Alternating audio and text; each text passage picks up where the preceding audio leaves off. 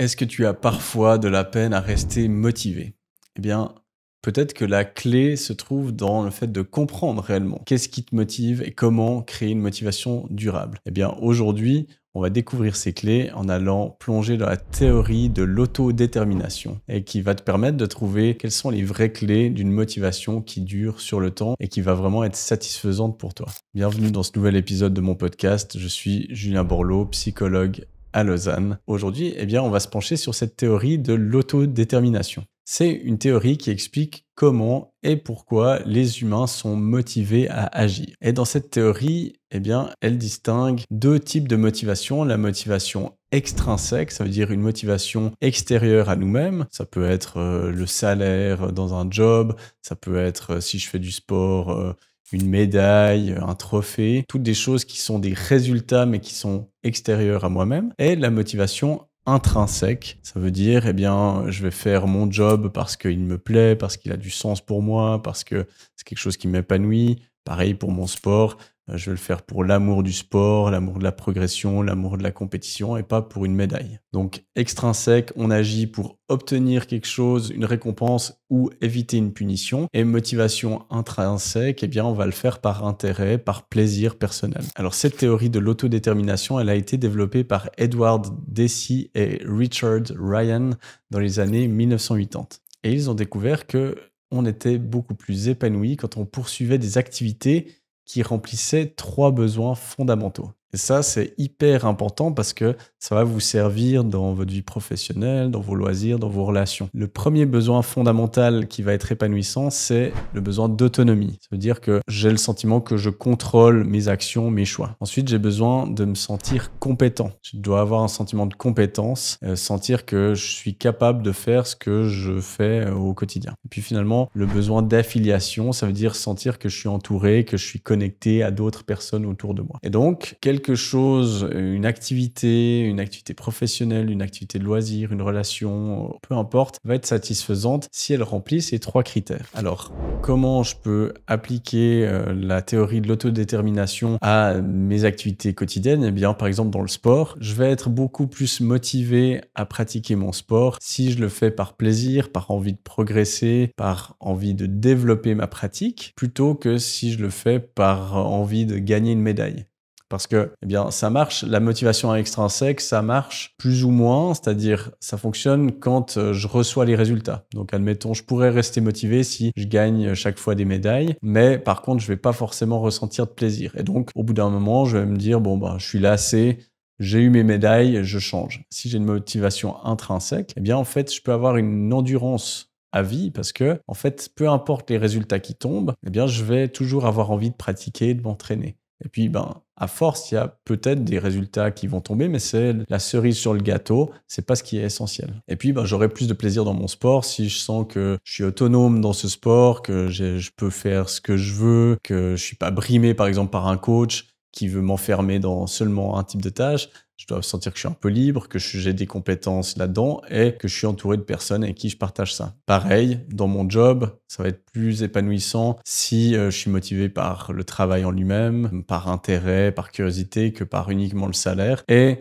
pour qu'un job soit satisfaisant, à nouveau, je dois avoir un sentiment d'autonomie, donc une certaine liberté dans mes tâches. Je dois sentir que je suis compétent et sentir que j'ai des gens qui m'apprécient autour. S'il me manque ça, je vais me sentir isolé. Si j'ai un très bon environnement, que je suis autonome mais que je me sens pas compétent, je vais me sentir nul, je vais pas avoir de plaisir. Si je suis compétent, que je suis bien entouré mais que j'ai aucune autonomie, je vais me ressentir trop restreint. Pareil, dans les études, je vais mieux apprendre si j'apprends par intérêt, par curiosité pour la matière que uniquement réviser pour le test. Alors pourquoi la théorie de l'autodétermination, elle est pertinente dans un cadre de développement personnel? Premièrement, parce que ça permet de comprendre quelles sont mes réelles motivations. Est-ce que ce job, je le fais uniquement pour le salaire, pour le statut social, pour faire plaisir à mes parents, ou est-ce que je le fais vraiment par intérêt parce que c'est ça que j'adore faire? Ça va vous permettre ensuite de vous réaligner à vos valeurs. Et quand nos actions, nos paroles, nos actes du quotidien sont alignés à nos valeurs, c'est ça qui rend les choses vraiment épanouissantes. Puis si je fais les choses pour moi, ça me permet d'avoir une endurance, une motivation durable parce que ça va pas varier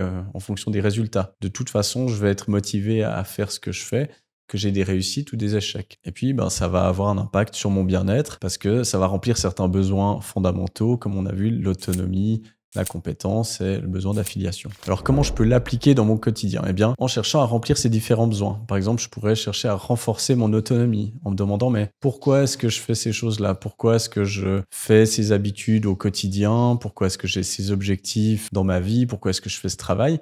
Ils vont se poser la question de, voilà, comment est-ce que je peux, dans mon quotidien, mettre des habitudes et des objectifs qui sont en accord avec ce que je veux vraiment, comment je peux gérer ces choses-là, comment je peux gérer mon planning. Plus on sera autonome, plus ça va être satisfaisant. L'autre besoin, ça va être de cultiver la compétence. Donc, plus je vais me plonger dans ce qui m'intéresse, plus je vais me sentir compétent, plus je vais avoir de plaisir.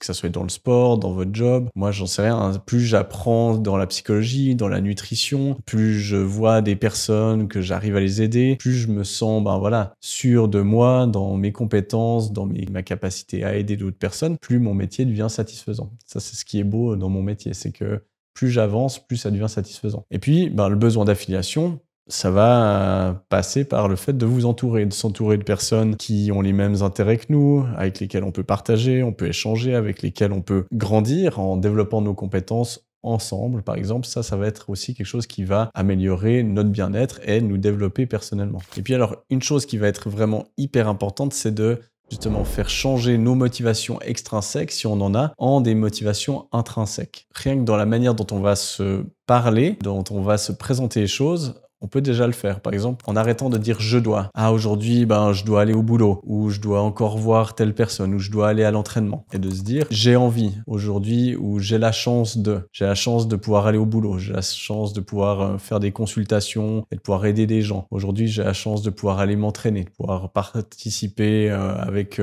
mon club à un entraînement, de pouvoir utiliser mon corps, le développer. Déjà, rien que ça va changer la façon de voir les choses. Parce que si on utilise le « je dois » ou « il faut », ça sonne comme une contrainte, alors que souvent, ça peut être des contraintes qu'on sait auto-administrer à travers notre sport ou n'importe quoi, nos engagements. On a choisi finalement ça. Alors peut-être vous me direz « oui, j'ai pas le choix de travailler ». On a toujours des choix. Ça, bien sûr, chaque décision a des conséquences, demande un effort, demande des sacrifices, etc. Mais on a toujours des choix. Et donc, moi, on va utiliser le « je dois, il faut » qui va être une forme passive, comme si je subissais mes propres choix. Puis on va dire « j'ai envie, j'ai la chance de, j'ai décidé de ». Eh bien, ça va nous redonner notre pouvoir interne, notre capacité décisionnelle. Et donc, ça va être plus satisfaisant quand c'est quelque chose qui est déjà satisfaisant. Et si c'est quelque chose qui me déplaît, qui me frustre, ça va me rappeler « et attention, c'est moi qui ai fait ce choix. Donc, si j'ai fait ce choix, je peux aussi faire un autre choix et changer ma situation. » Donc, ça va